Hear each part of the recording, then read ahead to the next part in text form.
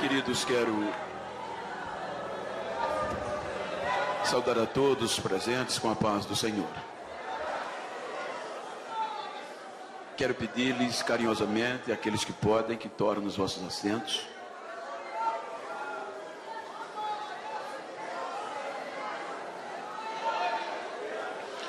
Enquanto quero externar a minha gratidão a Deus pelo rico privilégio de poder estar esta noite participando da Almada. Pela primeira vez estou aqui na cidade de Anápolis. Eu já visto que já passei algumas outras vezes pregar em Goiânia, mas para estar cultuando com esta família é a primeira vez. Então, tenho motivos de sobra para externar gratidão a Deus por este privilégio que não é merecido da minha parte. Quero agradecer ao pastor Bertier Magalhães. Pastor Magalhães, muito obrigado pela honra e a credibilidade de me dar esta oportunidade. Como pastor de igreja, vice-presidente também de uma igreja no nosso estado, já quero aproveitar e transmitir a saudação do meu pastor presidente, pastor José Orivaldo Nunes, meu pastor regional, que é o segundo vice da nossa convenção alagoana, meu pastor Arnóbio.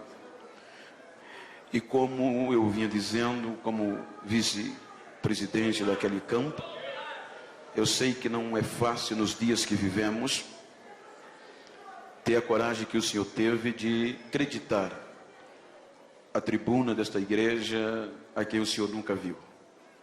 Então isso eleva mais o grau de gratidão a mim pelo Senhor. Sua família, pastor Osmar, vice-presidente desta igreja, toda esta diretoria que compõe honradamente esta igreja, e a estes homens que compõem este honrado ministério coeso, que eu não tenho ousadia e nem terei de chamá-los de companheiros, porque eu não estou à vossa altura, mas reverenciando-os, quero chamá-los de amigos, agradecendo a cada um e a todos. Registrando os meus agradecimentos ao pastor Santana, com todos aqueles que o lateiam na coordenação da Almada, e a todos os componentes. E registrar a minha gratidão, pastor Paulo, pastor Cláudio, o major, Wesley, os irmãos que estão me recepcionando desde a chegada do aeroporto. Que Deus recompense as vós, irmãos. Queridos, alegria enorme ver o meu amigo íntimo, posso até dizer assim, Cleito Queiroz, sua irmã. A gente sempre tem se encontrado neste Brasil, e ele é um presente de Deus para a minha vida. Como estou em um congresso de jovens, eu quero ler um texto por demais conhecido, mas quero conciliar o tema tão bem sugestivo, que a palavra vem de despertamento, e eu quero ler um texto que está no livro dos Juízes. É um texto conhecido de cor salteado, através das mensagens, dos louvores, mas é a mensagem que está no meu coração, e por certo, tem vidas que precisam ouvir nesta noite. Juízes capítulo 16, versículo 21 e 22, o texto está escrito, 16 do livro dos Juízes, capítulo 16, versículo 21, diz: Então os filisteus pegaram nele, arrancaram-lhe os olhos e fizeram-no descer a Gaza. Amarraram-o com 2 cadeias de bronze e ordenaram ele a girar o moinho. Versículo 22, mas o cabelo da sua cabeça começou a crescer de novo, logo depois que foi rapado. Soberano Deus e eterno Pai, quero te louvar e te agradecer por este momento. Toma o meu pulmão, a minha garganta, e que a palavra que sair da minha boca edifique vidas debaixo da unção do teu Espírito. Em nome de Jesus.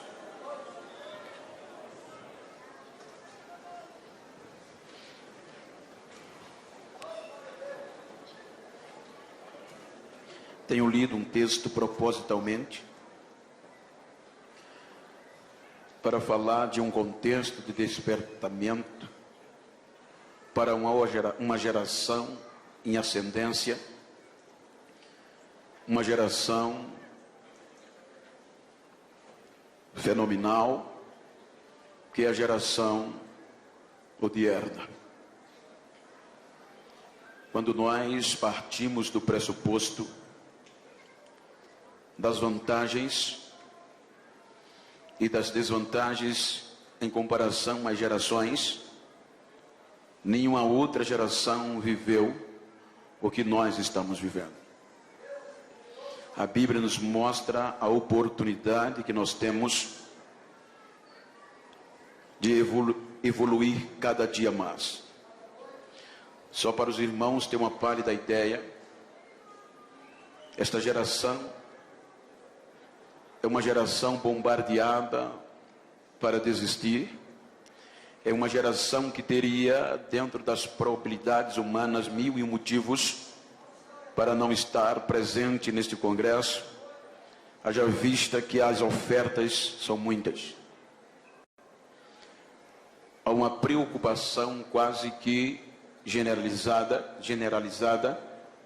por parte de alguns pesquisadores, psicanalistas, psicólogos, sociólogos, acerca desta geração. Quando nós observamos há pensamentos, há descobertas em que os próprios pesquisadores, homens conhecidos em todo o planeta, ateus, homens céticos, que abordam uma preocupação devastadora. Haja vista que, segundo o psicanalista Marco Polo, e obviamente em um dos seus conceitos, ele apresenta algo assustador, à vista que uma criança, segundo ele, como um grande pesquisador,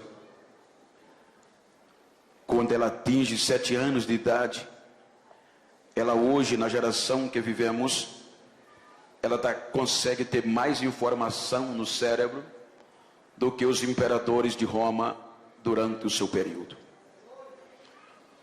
Ele aborda que quando uma criança chega a atingir 9 anos de idade, o grau de informação que ela recebe supera as informações de Sócrates e Platão. A preocupação é que esta geração, em meio a tantas informações, não está conseguindo gerir ideias produtivas e criativas. Há uma preocupação porque estes homens, cujo eu citei no passado, de uma geração de um passado, ele usufruía de tantas poucas informações, e as ideias eram mais criativas do que a geração de hoje. Queira, quer não, nós vivemos em meio desta avalanche de tecnologia, e não é ruim, é muito bom. E eu quero simplesmente tomar esse contexto para advertir-nos da probabilidade que nós temos de ser melhor e fazer mais do que quem já passou. Não estou mostrando pontos na visão pejorativa e nem crítica destrutiva, pelo contrário. O interessante é que, se nós não vigiarmos, vamos ser levados por esta avalanche, porque as mutações são constantes, e por mais crente que sejamos, somos tentados e arrastados por elas. A inovação Estive lendo um artigo de um psicólogo contemporâneo, que há uma preocupação por conta da dependência. Achei interessante quando eu li a Cleito, que aquele psicólogo abordava que é mais fácil, é menos doloroso você tirar de um adolescente o lanche da tarde ou o café da noite, do que tirar dele a rede social. Ele está mais dependente das redes sociais do que da sua própria sustentação básica. Queira que não, estas inovações, estas avalanches, por boa que seja, mas elas têm roubado de nós algo que a geração passada tinha. Nós sabemos que hoje os lenços já não são tão frequentes nas nossas igrejas. As marcas no joelho já não são tão constantes como eram. Pois nós estamos vivendo um período de facilidade. Um período de tantas facilidades que num clicar você resolve muitas coisas. Quando uma geração passada não tinha isto. E tudo era resolvido no joelho e na lágrima. Mas nem tudo está perdido. Por isso, usando este contexto, eu quero falar-lhes sobre deixaram a raiz. Diga comigo, deixaram a raiz. Se nós observarmos o contexto bíblico, a Bíblia nos mostra no livro do Gênesis o começo da nossa história. Os 2 primeiros capítulos e adentrando no 3º do livro do Gênesis, a Bíblia nos mostra a alegria que o próprio Deus verbalizava acerca da sua criação. A Bíblia diz que quando Deus, ele criava, que terminava o dia, ele percebia que tudo aquilo que ele fez era bom e ele mesmo dava testemunho da sua alegria. Quando Deus cria o ápice da sua glória, o ápice da criação de Deus, que foi o ser humano, a Bíblia diz que Deus criou o ser humano com a particularidade tamanha, que o ser humano foi a única criatura que galgou um patamar de intimidade com Deus como nenhuma outra. Porém, quando nós chegamos no capítulo 3, este relacionamento é quebrado. O homem decepciona a Deus por conta do seu próprio egoísmo. O homem quis conhecer o bem e o mal e com este propósito se igualar a Deus. Então Deus aqui já tinha 1000 motivos de desistir do ser humano, de desistir do homem ou do ser humano que criou. A justiça de Deus requeria que o homem fosse exterminado, mas o amor de Deus pelo ser humano prevalece. A Bíblia diz que o homem, por conta do seu egoísmo, o pecado ludibriou, ele foi expulso da presença de Deus. Aquele homem que dialogava com Deus todo o crepúsculo da tarde, agora aquele homem foi expulso da presença de Deus. Deus deixa o homem no deserto, Deus leva o homem a seguir a sua vida, mas não o larga e não deixa de o monitorar. Quando nós vamos para o capítulo 6 do livro do Gênesis, a Bíblia mostra que Deus estava monitorando aquela geração, querendo reaver a intimidade. Então é quando Deus desce para ver qual a intenção da geração que era originária de Adão. Então o caos está pior do que no começo, porque a Bíblia diz que mais uma vez o ser humano, de forma generalizada, ofende a santidade de Deus, a ponto que o pecado daquela geração cheira mal às narinas de Deus. Então a justiça de Deus agora entra em vigor, determinando a eliminação do ser humano. É aqui que o próprio Deus verbaliza, dizendo: eu me arrependo de haver feito o homem que criei. Pela primeira vez o universo estava ouvindo da boca do Criador a decepção causada pelo homem. Mas quando Deus disse, por causa do homem, eu também tirarei da face da terra tudo o que criei. Deus, a justiça, estava pronta a desistir do projeto do ser humano. Então, quando Deus está determinado a abrir mão, a exterminar o ser humano, então a Bíblia diz que no meio daquela geração deteriorada, um homem acha graça diante de Deus nas suas gerações. O interessante é que não foi Deus, Noé achar graça, ou seja, a palavra graça na sua etimologia é um favor imerecido. Então a graça no contexto normal é quando o amor de Deus cobre o defeito do ser humano.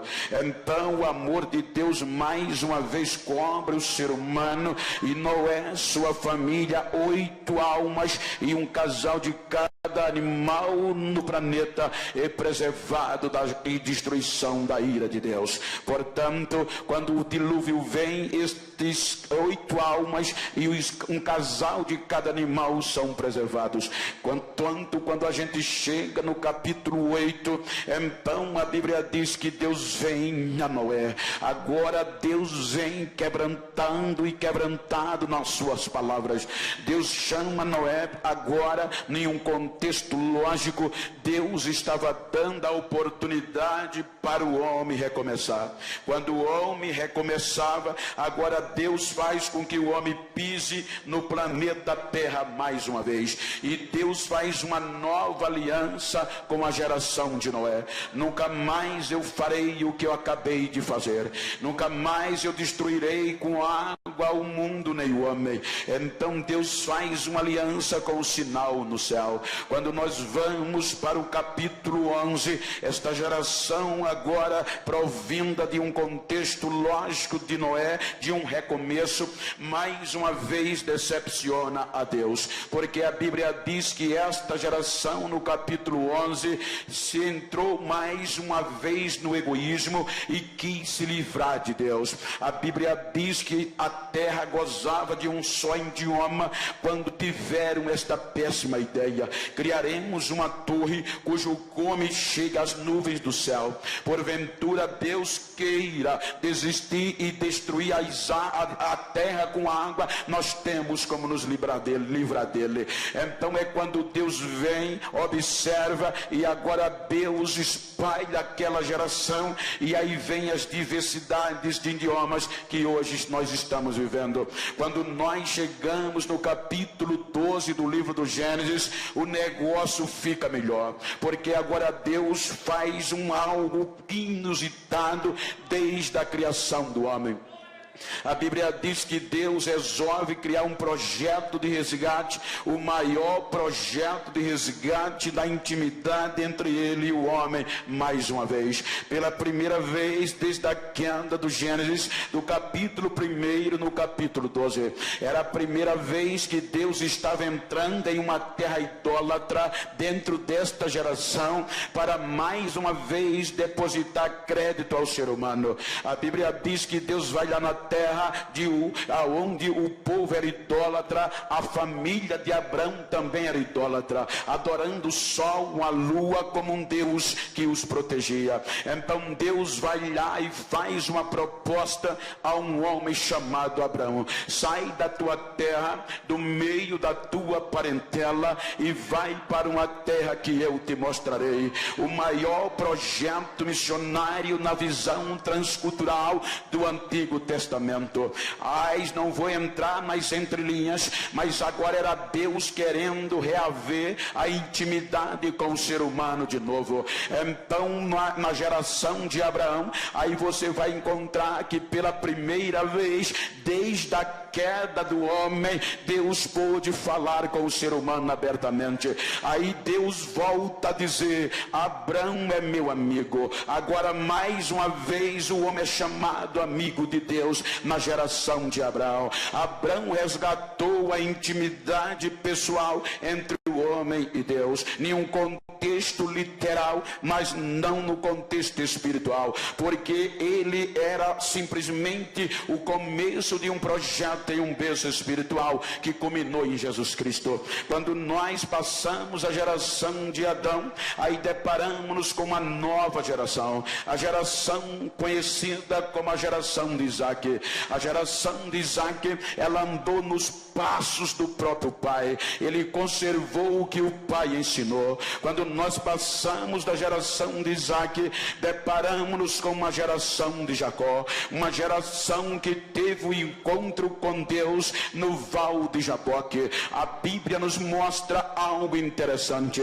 O anjo, quando transforma Jacó, que fazia parte, era o alvo do projeto, então o anjo diz: a partir de hoje não será mais Jacó o teu nome, mas o teu nome será Israel, aquele que luta com Deus e prevalece. Quando nós vamos para o contexto humano, é quase que inconcebível e imensurável. Não dá para raciocinar o homem conseguindo vencer a Deus, pois a Bíblia diz que o homem prevaleceu contra Deus. Aí quando nós vamos para o livro de Oséias, Oséias mostra porque Jacó venceu a Deus. Ele diz que a intimidade naquele momento de Jacó com Deus foi tão íntima. E por onde veio esta intimidade? Pelo joelho e pelas lágrimas que ele chorava. Jacó, a arma de vencer a Deus é joelho e lágrima descendo dos olhos. Porque o salmista no Salmo 56, ele diz que nós esquecemos das lágrimas que derramamos. O salmista no Salmo 56, ele diz que Deus não perde uma gota de lágrima que cai do olho do crente, que é um projeto dele. A Bíblia diz que o anjo pega toda gota de lágrima e leva num outro para Deus, e Deus pega a lágrima e coloca no arquivo. Para quê? Para quando o adversário, o inimigo, achar que Deus vai desistir do homem, vai abrir mão dele, aí Deus vai no arquivo e as lágrimas dele estão lá. Aí não tem para ninguém. Deus desce automaticamente e faz o que tinha que acontecer. Se você observar o que uma intimidade com Deus faz, você vai ver quando Davi estava cercado por gigantes, aonde a morte já sussurrava nos seus ouvidos. Aí Davi diz que na sua angústia, no meio das suas lágrimas, ele clamou a Deus, e Deus do céu ouviu o clamor de um crente aflito lá embaixo. Aí ele continua dizendo no livro de Samuel: então quando Deus ouviu o meu clamor e viu as minhas lágrimas, ele ficou irado, fumaça saiu das suas narinas, ele chamou um querubim, montou na asa do querubim e saiu voando nas asas do vento.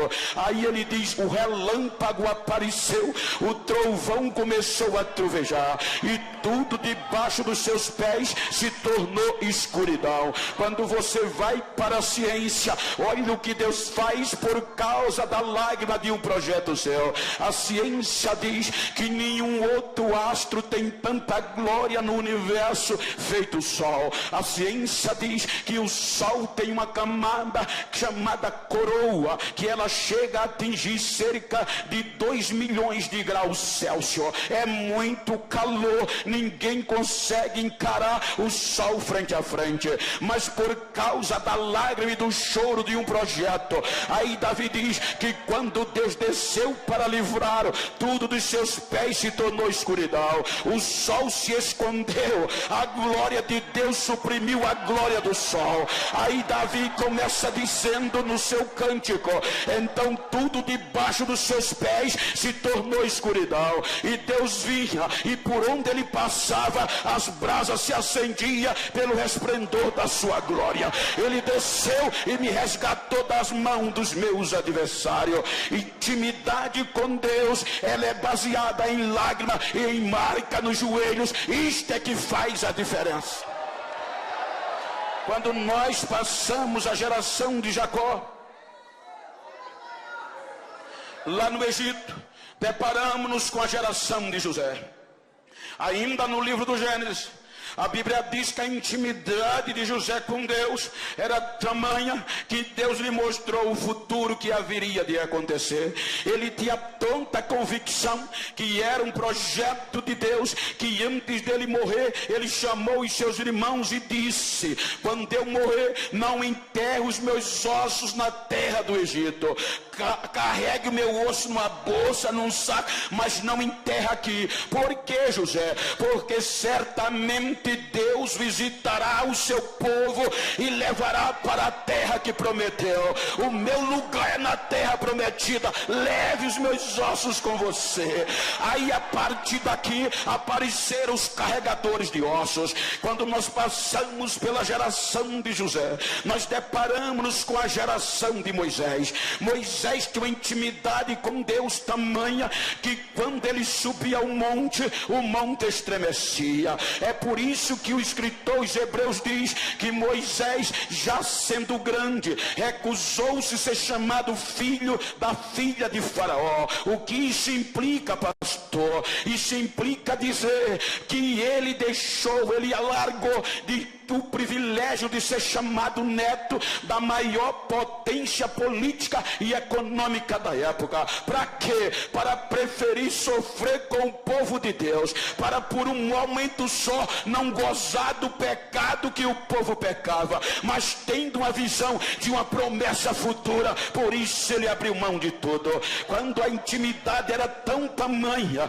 que quando ele entrava na tenda, a nuvem descia. Porém, se nós observarmos, havia uma prerrogativa de uma geração futura. Era através de Josué. A Bíblia diz que quando Moisés subiu o monte, só ele subia, e Josué não saía do pé do monte, aprendendo, querendo também intimidade com Deus. Quando Moisés entrava na tenda, Moisés orava, falava com Deus, Josué prostrava-se na entrada da tenda. Quando Moisés saía da tenda, Josué continuava na porta da tenda, querendo intimidade com Deus. A intimidade de Deus com Moisés na sua geração era tamanha que um dia o irmão Miriam e o irmão Arão e a irmã Miriam se revoltou contra Moisés, e nos bastidores começaram a difamá-lo por conta de uma atitude.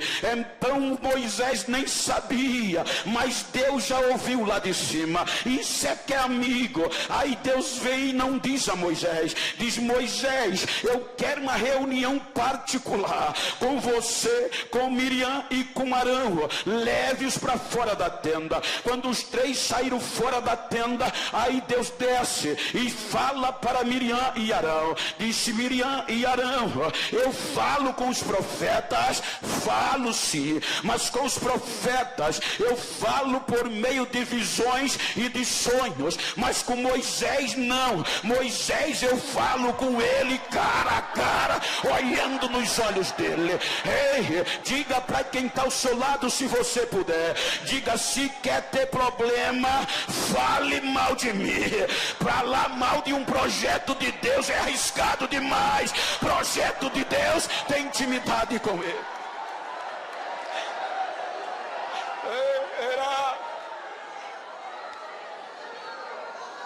Quando nós passamos a geração de Moisés, passamos pelo livro do Êxodo, passamos por Número, Levítico, chegamos em Deuteronômio. Aí em Deuteronômio há registro que Moisés subiu o Monte Pisga e morreu.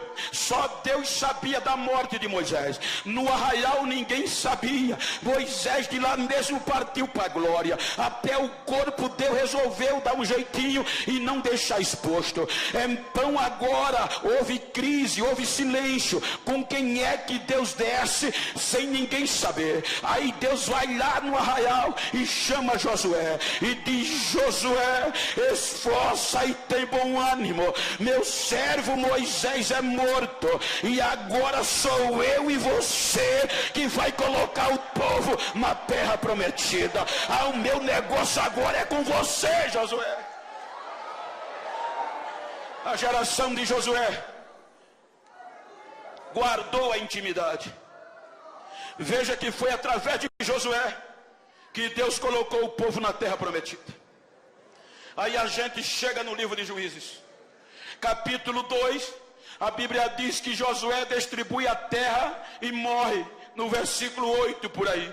Quando a gente vai mais adiante, a Bíblia diz que os anciões, aqueles que ladeavam Moisés, também morreram.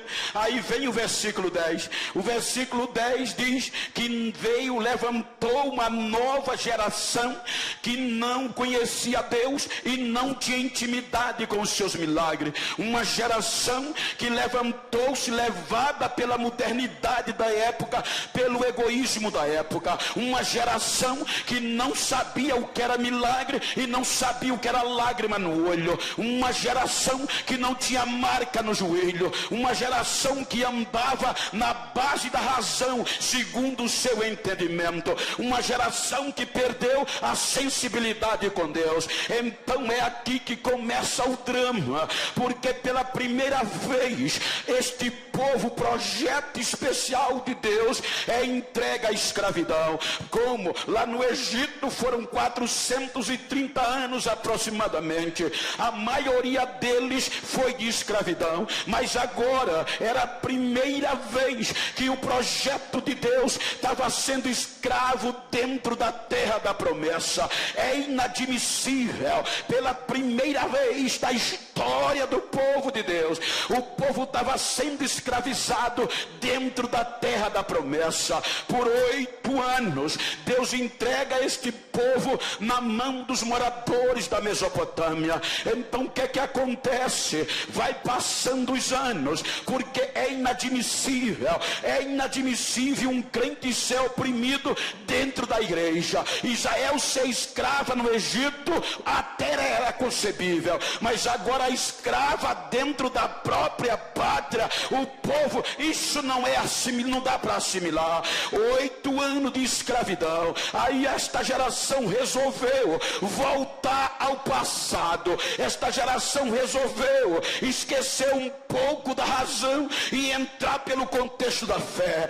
Então a Bíblia diz que esta geração começa a chorar e bota o joelho no chão, coloca a cara no pó, e sabendo que Deus não resiste choro de crente. Ou seja, quando esta geração chora, aí Deus já poderia ter desistido, mas não desistiu. A Bíblia diz que Deus levanta do trono, o Espírito do Senhor desce e levanta Otiniel, e Toniel liberta o povo da mão de Cusã-Risataí. Agora parecia tudo fácil, parecia tudo bom. Aí o povo volta a ter paz e Deus queria abençoar, mas aí vem o outro incidente. O povo torna a fazer o que era mal. A Bíblia diz que Deus entrega o povo na mão de uma coalizão política e militar, formada pela Amonitas e Moabita, liderada pelo rei Egrom. Aí mais uma vez, 18 anos, o povo na escravidão. O interessante é que depois de 18 anos, o povo volta a chorar. Aquela geração gostou de chorar e sabia que Deus não resiste, ou seja, ela ora. Deus poderia desistir, mas não desiste. Por que, pastor? Porque a Bíblia diz que os nossos erros não alteram quem é Deus, os nossos defeitos não mudam quem é Deus, pois a Bíblia diz que mesmo o povo sendo infiel, Deus permanece fiel do mesmo jeito. Os nossos erros não mudam quem é Deus. O povo chora e Deus liberta. 80 anos de paz. Aí nesses 80 anos, Deus disse: agora eu vou cumprir o que eu prometi ao meu amigo Abraão. Aí Deus abriu a porta do céu e Israel enriqueceu. Débora começa a contar no capítulo 4, e a história diz que o campo começou a produzir. A pecuária produzia leite como nunca. O mel, que era mais e a única fonte de adoçante, jorrava da rocha. O campo florido. A chuva vinha. E para melhorar, A história diz, com base em Débora, que os ricos caravaneiros, mercadores, comerciantes, que produziam e esculpiam pedras preciosas, ouro, diamante, esmeralda, carregava os camelos lá em Avilar e pegava a estrada principal para comercializar. Só que quando eles chegavam em Israel, eles não conseguiam passar. Eles deixavam toda a pedra preciosa. E sabe o que era que eles trocavam? Por sal do Mar Morto e por folha de mato medicinal. Ou seja, nesses 80 anos, Deus faz isso. Ele faz o rico trocar ouro por sal para abençoar o crente. Ele faz o rico levar folha de mato para casa, até folha de jurubeba, até folha de piqui, e deixa ouro para mostrar que ele é Deus e não há como ele. Ele faz isso. O povo enriqueceu. A facilidade começou a aparecer. Para que orar? Se está tudo nos conformes. A Bíblia diz que o povo ficou rico. Os armazéns do ano seguinte tinha mais probabilidade, o prognóstico, o previsto, sempre o real superava a previsão. Para que orar? Aí o povo se esqueceu de Deus. Aí Deus entrega esse povo mais uma vez à escravidão.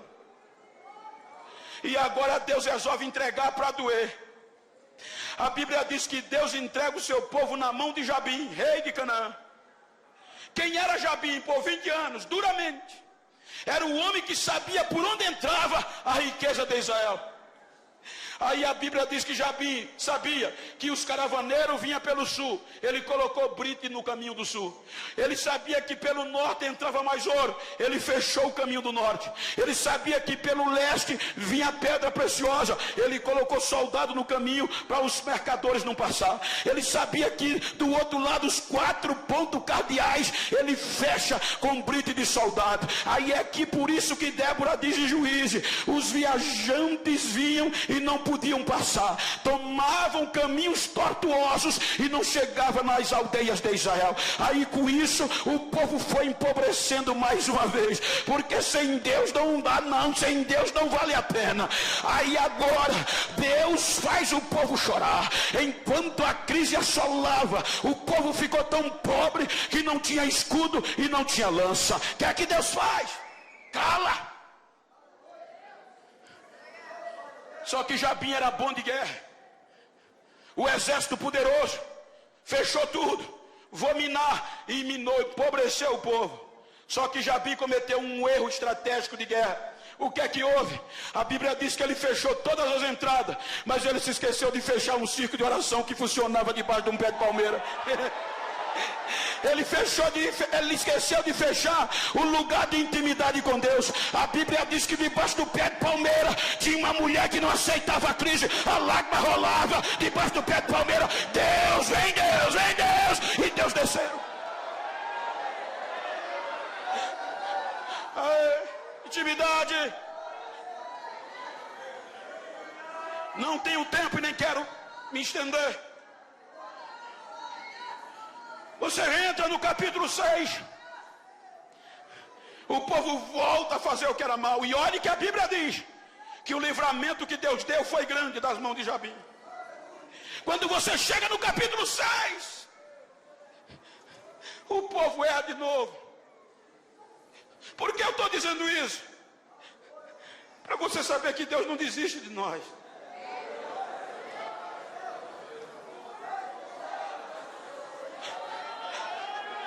Aí agora vem os midianitas e amalequitas. O povo plantava. Na época da colheita, eles chegavam e levavam tudo. 7 anos. Muitos desistiram. Cavaram buraco, esconderam. Fizeram caverna, colocaram. Mas tinha um jovem guardando a semente no lagar. Tinha um jovem que não temia. sabendo que não podia malhar trigo no celeiro, na eira, ele levava para o lagar. Sabendo antes do inimigo chegar, ele guardava a semente. Aí o anjo achou aquilo tão interessante, que a Bíblia diz que um dia ele estava malhando o trigo no lagar. O anjo chegou debaixo de um pé de pau e sentou. Olhando o jovem, meteu a marreta no trigo. Pá, pá. Aí o anjo disse: esse cara é macho. Se não for goiano, é alagoano. Esse é. Aí o anjo grita de lá: o Senhor é contigo, varão valoroso. Aí Gideão olha para trás e diz: ai, meu Senhor, se o Senhor é conosco, de onde nos sobrevém tão grande mal? Por quê? Onde estão os milagres que nossos pais nos contaram?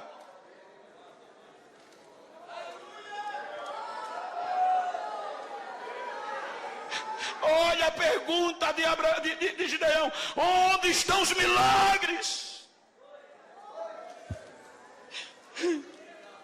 Eu não sou saudosista,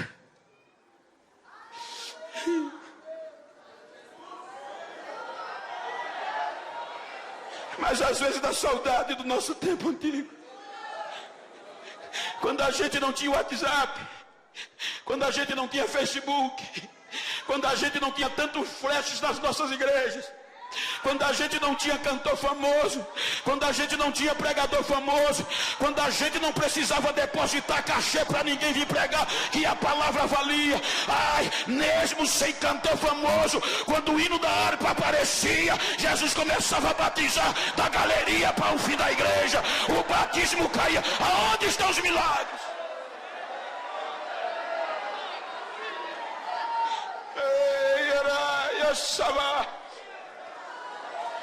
Os nossos congressos tinha dificuldades para terminar. Quando o conjunto cantava, Jesus batizava, curava.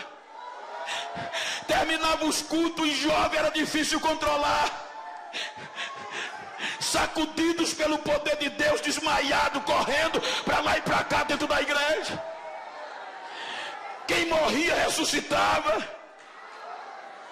Terminava o culto, o pastor dizia: como é que vai para esse culto? Já é meia-noite, apaga as luzes. Quando apagava as luzes, era que o fogo pegava, o fogo caía e ninguém podia sair.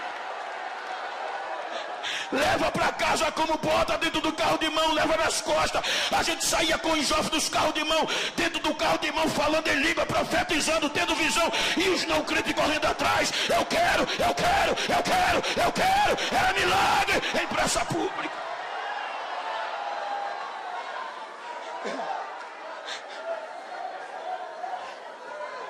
Hoje nós estamos light. Vou contar que é uma experiência minha. Hoje as mutações são tão constantes que é melhor você preservar a ética do que dar vazão ao Espírito Santo. Hoje, se você falar bonito, deixa a agenda garantida para o próximo ano. Hoje, se você tem característica política, é o cara. Na maioria das vezes não se procura saber o nível de unção. O que vale é a presença. Vieram me catequizar. Pastor Genival, pois não. O senhor tem curso superior de bacharel? Tenho. Estudei depois que Jesus me salvou. Então você não pode pregar mais como pregava, catedráticos. Mas como? Você está quebrando ética e protocolo. Mas de que jeito? Você anda demais no púlpito, Bento. Você chora demais. As nossas igrejas hoje, isso é topada de universitário, doutores. Isso é antiético, é feio e está certo. Se você chorar, tem que ser 2 lágrimas e enxugada assim, ó. Esse negócio de falar línguas estranhas no microfone é feio. Ninguém vai entender. Você tem que começar a pregar friozinho e terminar gelado, para não quebrar a ética. Dá para você?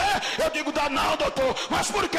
Eu sou assembleano até o tutano. Eu nasci no fogo, eu nasci no Pentecoste, eu nasci no fogo.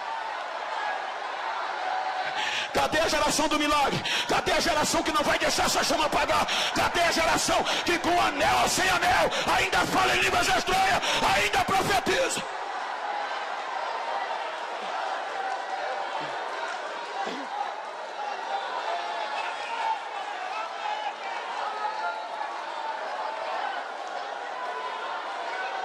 Cadê os milagres?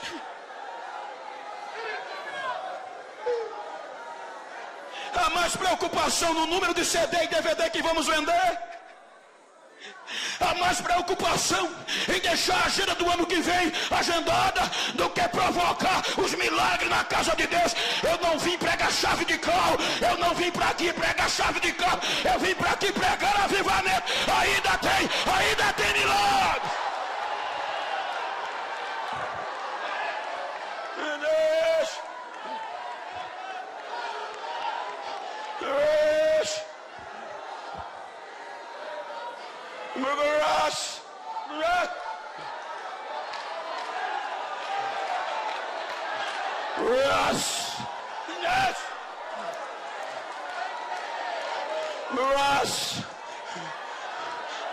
De graça baixa, daí vai me adasta.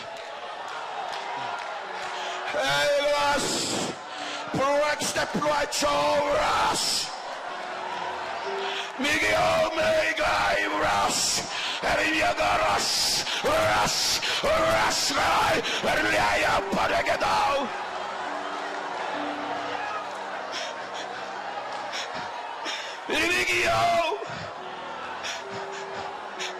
A minha glória está invadindo vidas nesta noite.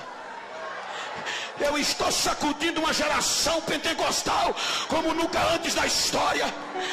Esta noite eu encho a galeria da minha glória e derramo na nave da igreja.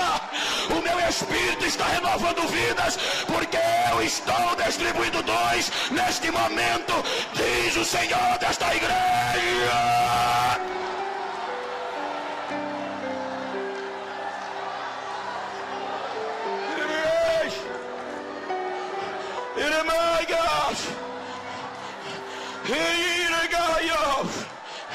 Para que saibam que a minha presença está no meio de vós, os meus pés estão palmilhando no meio de vós. Recebam a unção da minha glória, diz o Senhor agora.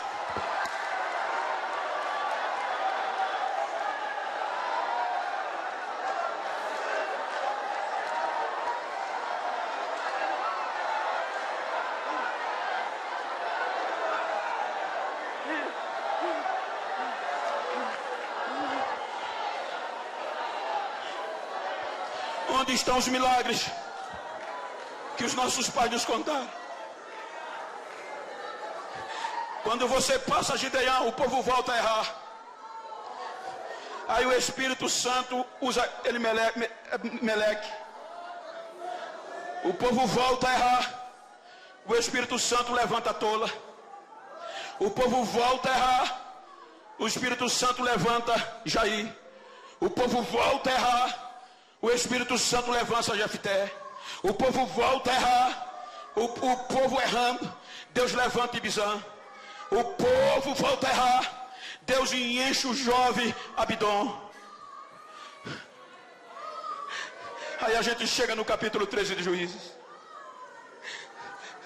Aí a Bíblia diz que o povo volta a errar. E Deus entrega na mão dos filisteus pela segunda vez. 40 anos. 40 anos. O povo não aguentou. Chora. Aí agora Deus não desce para levantar ninguém. Agora Deus investe pesado. Ele vai usar as portas de emergência. Ele sempre tem uma porta de emergência. E as portas de emergência de Deus, geralmente ela vem do impossível, de onde ninguém vê, de onde ninguém acredita. Ana era estéril, veio Samuel, Jesus, e agora o povo aí Deus agora resolve acreditar num útero falido. O anjo vai na tribo de Dan e diz à mulher de Manoá: eu sei que tu és estéril, o teu útero é falido, tu está vivendo no ápice do opróbrio, da vergonha, mas resolveu Deus usar o teu útero falido, e no teu útero vai nascer um menino. É um projeto de Deus, e ele vai livrar o povo de Deus das mãos dos filisteus.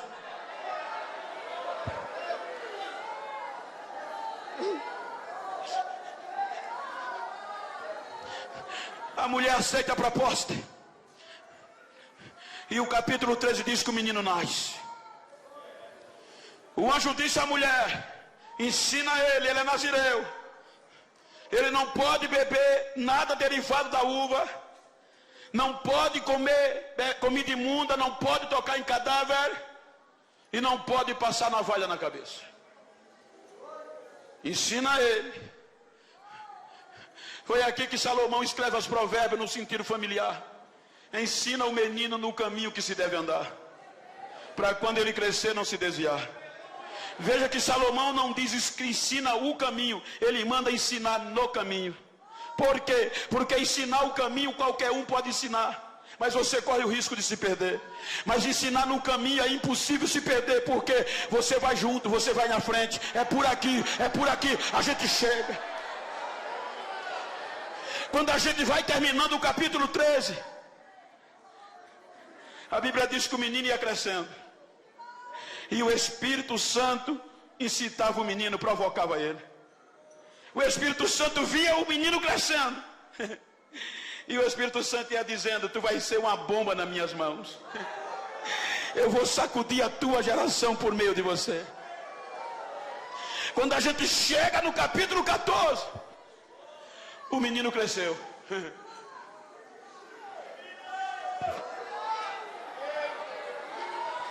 O problema começa quando o menino cresce. É a onda hoje, né?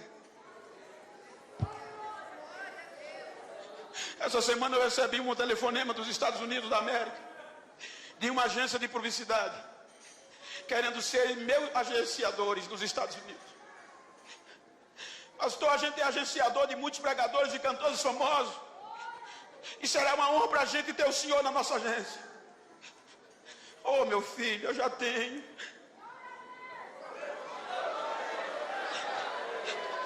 Já tem, pastor, tenho. Todo mês eu estou aí nos Estados Unidos. Mas quem é seu agenciador, pastor, tão forte assim? Ele está lá em cima.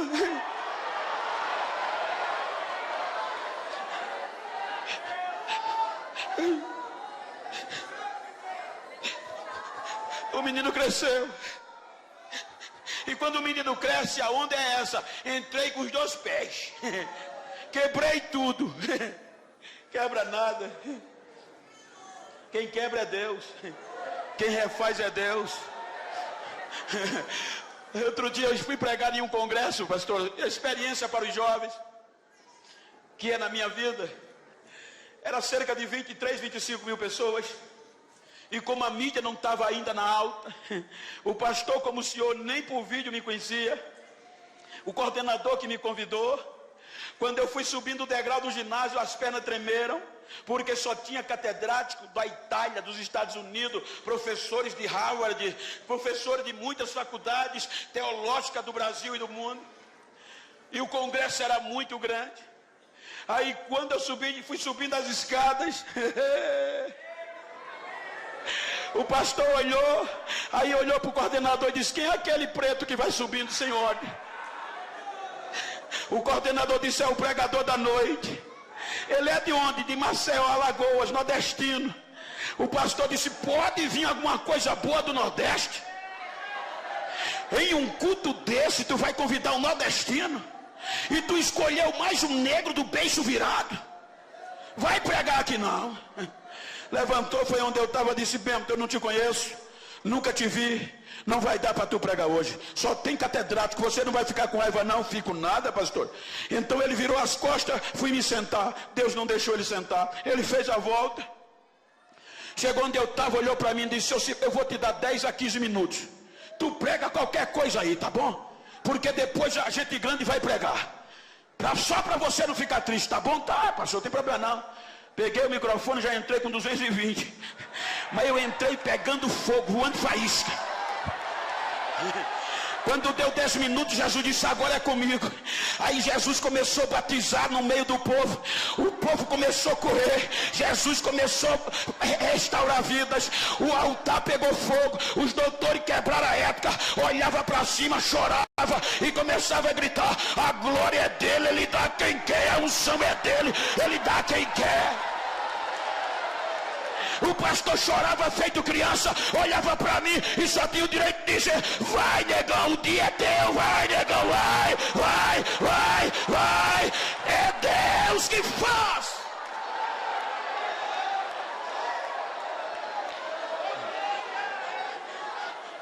O menino cresceu, gente. Enquanto o menino não tinha crescido, a mamãe contornava: mamãe, por que fulano anda daquele jeito que eu não posso? Você é diferente, você é um projeto, meu filho. O menino cresceu e se apaixonou por uma mulher da Filisteia, na cidade de Tímina. Quando ele se apaixona pela moça, o pai não conseguiu contornar. O menino estava ficando famoso. Aí o pai e a mãe vai em Tímina acertar o casamento, o noivado. A Bíblia diz que quando eles vão passando na plantação de uva, aí o leão sai de dentro das uvas contra o menino, para desgraçar o projeto. Quando o leão vai atacando o menino, aí o Espírito Santo disse: agora eu te pego. Aí o Espírito Santo pegou Sansão, e Sansão rasgou o leão como se fosse um cabrito novo. Se escondeu debaixo do pé de uva. Acertou o noivado e volta para casa. Aí mais adiante o escritor diz: tornou ele a voltar e agora ele vai só. E quando ele vai só, ele se desvia do caminho. A Bíblia diz que ele foi olhar o corpo do cadáver. Está escrito, ele desviou do caminho. Ele foi olhar o que tinha acontecido com o cadáver do leão. Quando ele chegou lá, que viu o corpo coberto de favo de mel, ele esqueceu que não podia tocar em cadáver. Ele se agachou, pegou o mel, tocou no cadáver, comeu o mel, a mente doeu. Eu não posso fazer, mas ele fez. Além de comer, ainda leva para casa, dá o pai e dá a mãe. Aí o escritor coloca uma conjunção adversativa: porém, ele não disse o pai e a mãe de onde veio o mel. Então ele sabia que tinha errado, mas a fama não deixou ele reconhecer. O menino estava pegando raposa, gente. Pegar uma, duas raposas é natural, mas ele juntou 300 raposas, só o Espírito Santo. Tocou fogo na cauda de tudinho e bagunçou a plantação dos filisteus. O menino estava tão famoso que os filisteus subornaram alguns judeus para amarrar ele. E o texto diz que amarraram ele com cordas novas. Essas cordas eram tão resistentes que diz a história era de nervo fresco de animais. Se colocasse 2 bois puxando em sentido contrários, eles não quebravam aquelas cordas. Amarraram ele quando os filisteus chegaram. Sansão! Amarrado.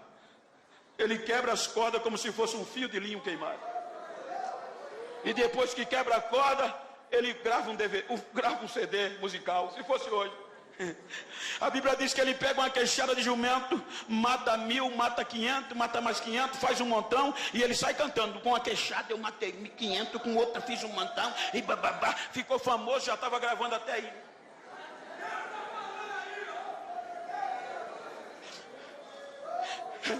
O segundo incidente, a Bíblia diz que ele volta para Tímina e promove um banquete com os amigos. E no original diz que para oferecer um banquete tinha que beber junto com os amigos. Ele bebeu, ninguém viu. Ele bebeu fora da cidade, fora da igreja, em outra cidade. O bafo do vinho saiu. Volta para casa, pai disse: ô pastor, pregador famoso, tudo bem? Tudo. Ninguém sentiu mais, não tinha mais bafo. Mas lá em cima tem 2 olhos como chama de fogo. E muitas vezes Deus deixa a gente pensar que é alguma coisa. Vai, lá na curva eu te pego.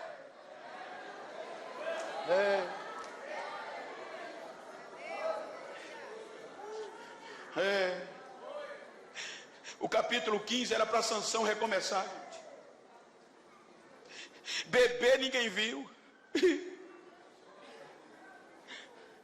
Comeu o mel ninguém viu. Então a fama o encheu de orgulho e ele não quis recomeçar, que era fácil. Quando você lê o capítulo 6 de Números, Deus deixou uma porta de recomeço para um nazireu que falhasse. Deus disse a Moisés: quando um homem fizer um voto de nazereado, ensina a ele, Moisés, que ele não pode comer nada derivado da uva, não pode comer uva passas. Ele não pode, Moisés, de maneira nenhuma tocar em cadáver, ainda que seja o cadáver do pai, da mãe, do irmão, da irmã. Mas, Moisés, se acontecer algum incidente, diga a ele, Moisés, que tem jeito. Manda ele procurar o sacerdote. Quando ele chegar no sacerdote, o sacerdote pega ele, deixa ele em 6 dias de observação. No 7º dia, o sacerdote leva ele para a porta da tenda e rapa a cabeça dele. No 8º dia, ele traz um cordeiro pela expiação, ele traz 2 rolinhas, está resolvido. Porém, Moisés, tem que recomeçar. Ou seja, se tem 5 anos de nazereado, zera, recomeça de novo com a cabeça rapada.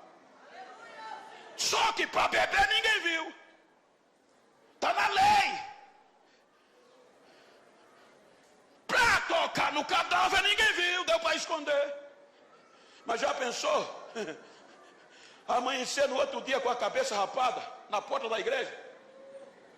Todo mundo ia saber, o famoso caiu. O cabra pecou. E a história diz que o maior inimigo do recomeço se chama orgulho. O maior inimigo do recomeço se chama orgulho. Era fácil demais. O capítulo 15 era para ele recomeçar. Mas o orgulho não deixou. Aí vem o capítulo 16. Como ele não procurou o sacerdote, aí Deus disse: eu vou mostrar quem é que manda aqui. Aí joga ele na mão de Dalila. Na mão de Dalila, ele não aguenta 3 chavecos. Primeiro, ele sai de fininho.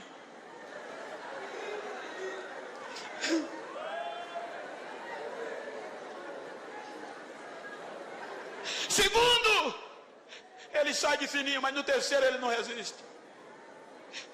Nunca se passou navalha sobre a minha cabeça.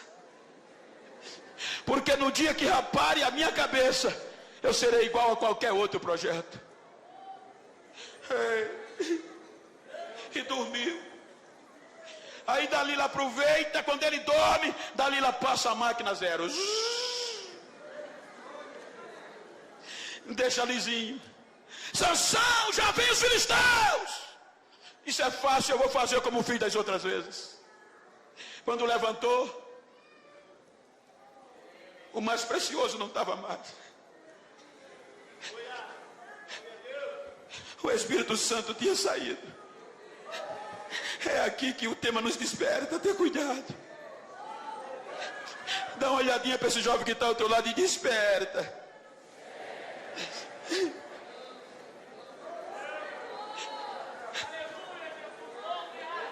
O Espírito Santo foi embora. Os filisteus arrancaram o globo ocular de Sansão, gente. Amarraram-o com 2 cadeias de bronze.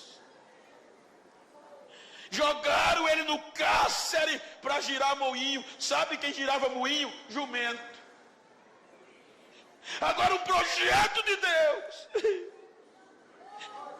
Estava fazendo trabalho de jumento no cárcere.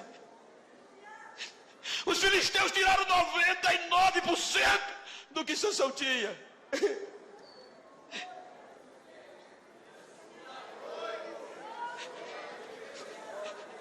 Mas Deus é incrível. Se você ler o versículo 22, você vai encontrar o que Deus mostrou para Dalila e os filisteus. Salvo engano, mas eu um dia li um artigo com contexto capilar que me dizia que o cabelo durante 30 dias ele cresce 2 centímetros, mas aqui está diferente. A Bíblia diz que era Dalila rapando o cabelo e logo depois o cabelo voltando a crescer. Era Deus dizendo para Dalila: você está pensando que eu vou desistir dele? Você está pensando que eu vou abandonar ele? Deus não abandona seus projetos. Me permita dizer que é a primeira vez que eu estou aqui. E se o senhor permitir, eu pedi para o tecladista me ajudar. Quantas vezes eu não quis tirar minha vida? Por quê, pastor? Porque dizia: esse negro não vale o que come. Mas um dia chegou um jovem e disse: eu conheço alguém que não abandona você. Quem é? Jesus. Eu fui para a igreja depois de 3 meses evangelizado, sem acreditar. Jesus me aceitou. Com 15 dias me batizou com o Espírito Santo. Com 1 mês eu desci as águas. Com 1 ano eu liderava a mocidade lá no interiorzão, dentro do canavial. Com 1 ano e meio de crente, chegou um pregador num culto de domingo, eu sentado lá numa igrejinha pequena. Ele disse: fica de pé você, Genival. Quando eu fiquei, ele disse: você é um projeto de Deus.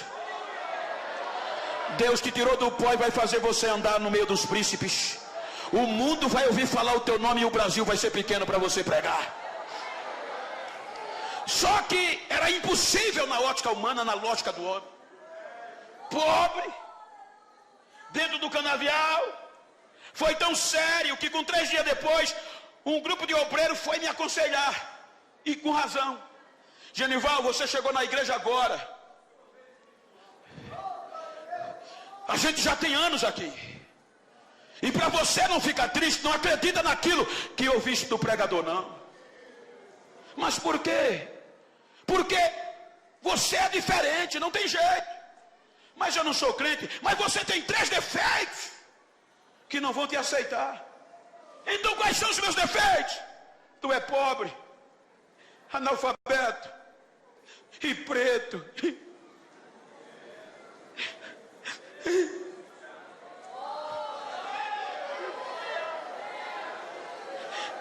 Eles atingiram as minhas substâncias neurotransmissoras. Eu peguei meus sonhos e disse: nunca mais eu entro numa igreja. A chave da congregação ficava na minha casa. No outro dia eu não aguentei, eu disse: eu vou orar meia hora. Eu costumava orar 8 horas por dia.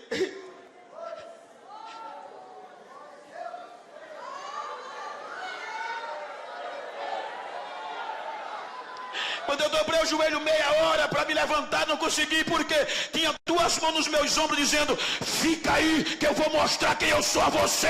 Eu vou mostrar. 4 horas da tarde eu saí do joelho.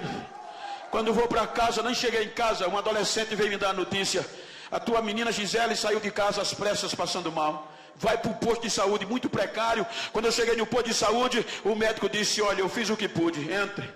Quando eu cheguei lá, minha menina estava contorcida, a cabeça virada para o contrário, os pés, os ossos pareciam que tinham sido triturados. Ele disse: ela chegou em óbito, prepara o enterro, que naquela época não tinha funerário nem direitos funerários. Eu peguei a criança no colo, saí desanimado, acabado, minha esposa chorando comigo, no meio da rua. Quando eu vou entrando para a rua da minha casa, o Espírito Santo fala no meu coração: vai para casa fazer o quê, Morena? Volte para onde você estava orando, leve ela, que hoje eu vou mostrar a você quem sou eu. Hoje eu vou mostrar a você o que é que eu faço com os meus projetos. Hoje eu vou indicar para você que eu não dependo da opinião do homem. Eu não trabalho na lógica do homem com os meus projetos. Vai para lá que eu vou te mostrar quem eu sou. Leva ela para lá. Eu passei direto, joguei a menina no piso da igreja e gritei: acabou! Foram dizer o médico, ele endoidou, foi para a igreja. Quando eu caí, não vi mais nada, só gritava. Aí a voz de Deus entrou no santuário. Audivelmente Deus me disse: fui eu que te trouxe aqui, meu filho. E eu te trouxe aqui para te dar a oportunidade de me aproximar de ti, para tu saber quem sou eu. Eu vou fazer você sentar entre os príncipes. Eu quero te dizer que meus projetos ainda estão de pé. As minhas propostas estão de pé. Eu não desisto de você. E para você saber quem sou eu, veja o que eu estou fazendo. Quando ele disse assim, não deu 15, 10 segundos, a menina deu um pulo no meio da igreja e saiu correndo. Pai, pai, pai. Ele deleitou em 10 segundos a menina. O médico, as enfermeiras olhavam para mim sem acreditar e diziam: o que é que houve? Eu gritava: o Senhor disse que meus sonhos morreram, meu projeto, mas o Jesus dos crentes ainda é vivo. Ele faz como quer, ele usa quem quer, do jeito que quer.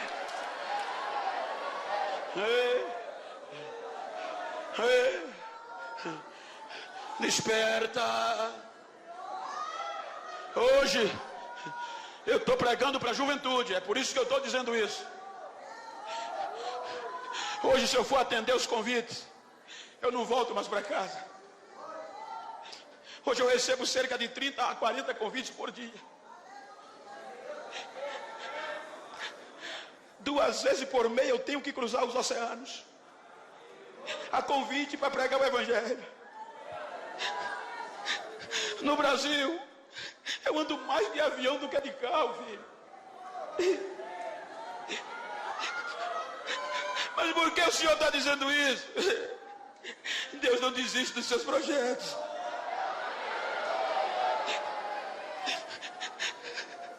Hoje eu prego nos maiores trabalhos do Brasil e nas convenções e no mundo inteiro. Acostumado a andar de carroça de trator, em lombo de burro. Hoje, desembarco nos aeroportos. Tem alguém me esperando. Mas Bento, faz um site. Eu não tenho site. Bento, vende DVD. Nunca vendi um DVD. Usa cartões para o mundo te conhecer. Nunca usei cartões telefônicos. Só ando com a Bíblia e o óculos. E hoje esqueci do óculos no hotel. Mas como é que vão te conhecer, Genival? Sem site, sem Facebook, não importa. A minha Bíblia diz que os raios, antes de cair, eles vão perguntar a Deus aonde cai. A minha Bíblia diz que o vento, antes de soprar, se apresenta a Deus e diz: para que lado eu sopro hoje? Aí Deus deixa Deus soprar, deixa. Aí para lá, leva, leva. Deus sopra.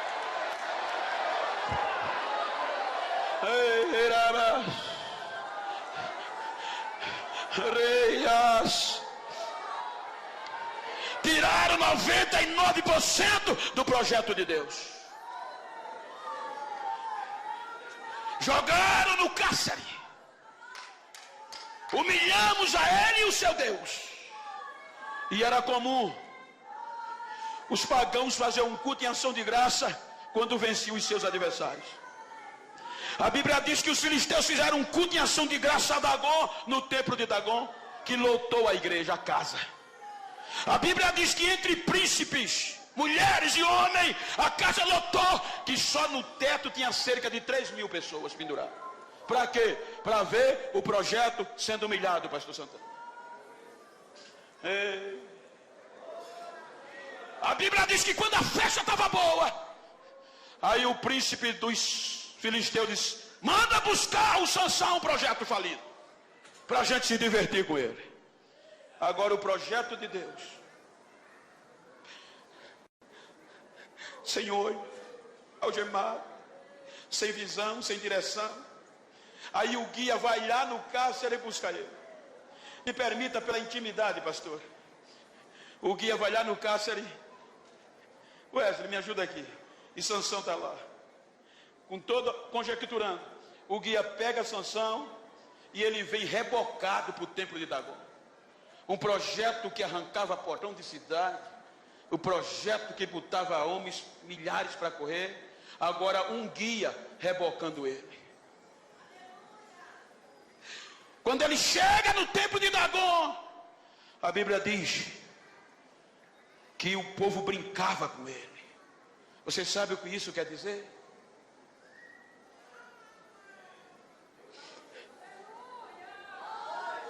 É porque na hora da crise os amigos geralmente vão embora. Aí Sansão sendo humilhado. Aí ele já cansado olha para o guia e diz: me coloca na coluna central. O guia leva ele, deixa ele perto da coluna. É aqui que aprendemos uma lição que eu quero transmitir nessa noite. Tiraram 99% de Sansão, mas não tiraram a esperança dele. Diga para quem está ao seu lado: os teus erros não destrói você. O que pode te destruir é faltar a esperança. Enquanto tiver esperança, Deus está disposto a usar de novo. Veja que Sansão nas entrelinhas diz isso. A Bíblia diz que quando ele está na coluna, que sente a coluna, ele não ora, ele clama. Porque isso implica dizer que ele já vinha orando no cárcere. Porque a oração é um diálogo, com tempo de falar e de ouvir. Só que ele estava sem olhos, sem nada mais, na ótica humana, falido. Mas a esperança fazia orar, mas Deus não o respondia. Então quando ele chega perto da coluna, ele não ora, ele clama. E o clamor só entra quando a oração não é ouvida. Porque enquanto a oração é um diálogo, o clamor é você pegar o botão do volume, tocar no máximo e abrir a goela. Aí a Bíblia diz que quando ele está perto da coluna, ele clama: Senhor, me usa de novo. Pelo menos só essa vez. Eu quero sentir tua presença de novo, me usa. Na hora, o Espírito Santo desce, ó, sacode Sansão. Agora na presença de Deus ele pega as colunas e joga o templo de Dagon para baixo. Isso é lindo demais. E o que é mais lindo, pastor? É se você ler do capítulo 13 ao capítulo 16, você vai encontrar cerca de 96 versículos. E nesses 96 versículos, você vai encontrar aproximadamente 20 dizendo as façanhas de Sansão. Sansão arrancou porta, Sansão tocou fogo, Sansão fez isso, Sansão bababá, Sansão bababá. Só a fama de Sansão. E Deus só usou a parte B do versículo do capítulo 16, o único versículo do penúltimo, para estar lá escrito: no último dia de Sansão, ele fez mais proeza do que em toda a sua vida. Ou seja, Deus não precisa muito tempo para distribuir, para devolver o que tomaram de você. Deus não precisa fazer rodeio para te encher de novo, para te sacudir de novo na terra. Fique em pé, por favor. Ei, ajuda aqui, ué. Se você pode, vira para esse crente que está do teu lado. Eu sou pastor de igreja. Eu não vim aqui emocionar você, eu vim pregar a palavra do jeito que ela é. Vira assim para ele, se for do mesmo sexo, a não ser que sejam parentes, íntimo, vira assim, olha para ele, frente a frente, olha para ela. E diga para ele, não estou nem aí como você chegou aqui nesse culto. Estou nem aí como você chegou nesse congresso. Diga ele, estou preocupado como você vai sair. Diga, eu tenho uma palavra para você. Me faz um favor. Se porventura, depois desse congresso, tu encontrar algum filisteu perdido por aí, que não acredita mais em mim, que pensou que eu estava acabado, que Deus tinha desistido de mim, faz um favor para mim, dá 2 recadinhos a eles. Primeiro recado, diga que eles cometeram um erro. Segundo recado, foi me deixar vivo. Terceiro recado, diga a eles que eles aparam a cabeça, mas deixaram a raiz.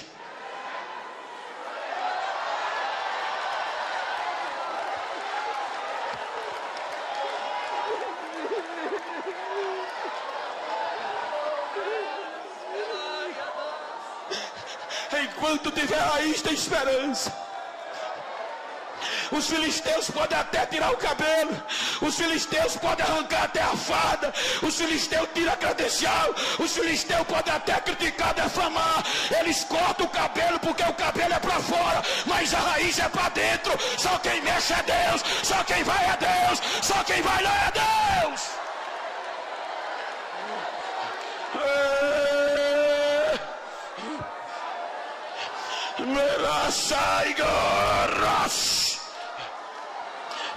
Tem raiz. Se tem raiz, tem recomeço. Se tem raiz, tem recomeço. Se tem raiz, tem recomeço. Se tem raiz, tem recomeço. Se tem raiz, Deus está devolvendo de novo. Se tem raiz, vai crescer de novo. Se tem raiz da velha geração, vai ter batismo, vai ter cura, vai ter dons espirituais sendo devolvido hoje.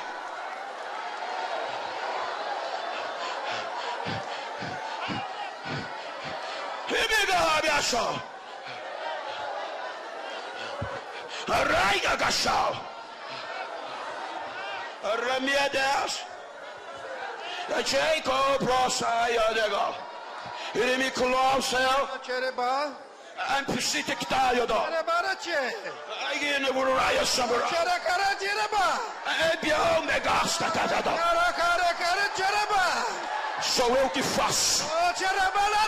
Sou eu que desfaço. E sou eu que volto a fazer.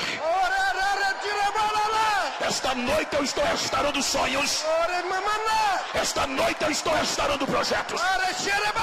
Esta noite eu estou devolvendo a minha presença para aqueles que havia perdido. Esta noite eu estou fazendo algo grande novo no meio de vós, para que vocês saibam que eu tenho urgência. Recebam o avivamento da minha parte pelo abraço do meu Espírito, diz o Senhor desta igreja.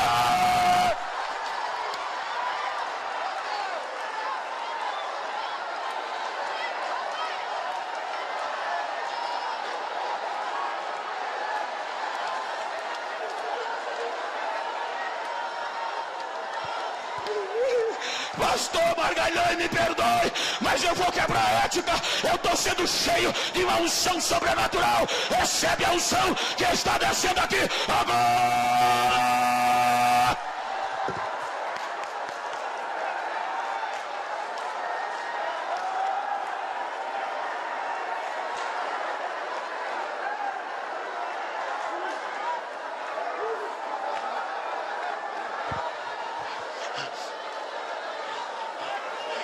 Abraça esse crente que está ao teu lado, se você pode. Eu não costumo fazer isso, eu sou pastor, mas eu estou sentindo há uma pedra de fogo queimando no meu interior.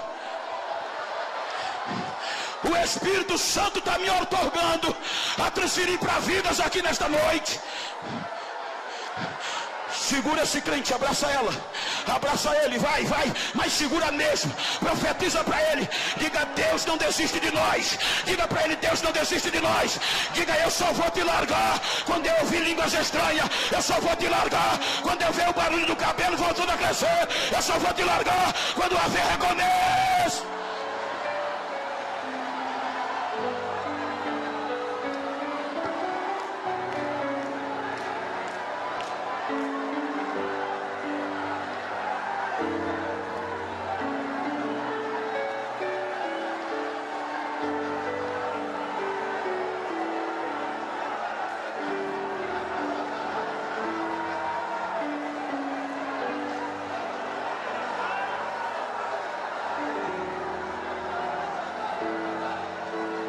Quem tem língua, fala em línguas estranhas. Quem não tem, recebe batismo agora. Toca fogo nesse crente que está ao teu lado. Diga para ele: Deus não desiste de você. É hora de recomeçar. É hora de recomeçar. É hora de recomeçar. Deixa a lágrima cair. Deixa.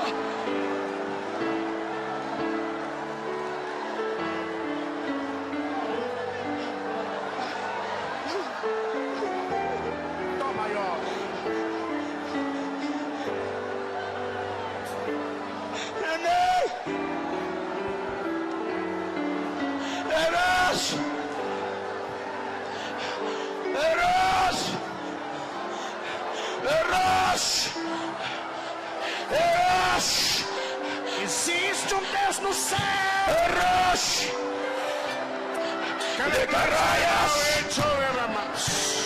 A partir de hoje não serás mais o mesmo, porque o Espírito Santo está me mandando transmitir uma unção que está extravasando o meu corpo. Deus tem urgência em fazer algo grande a partir de hoje. Te prepara, como prova disso, recebe a unção que está sobre mim agora. Ele faz o que ele quer, soberano e forte até o infinito.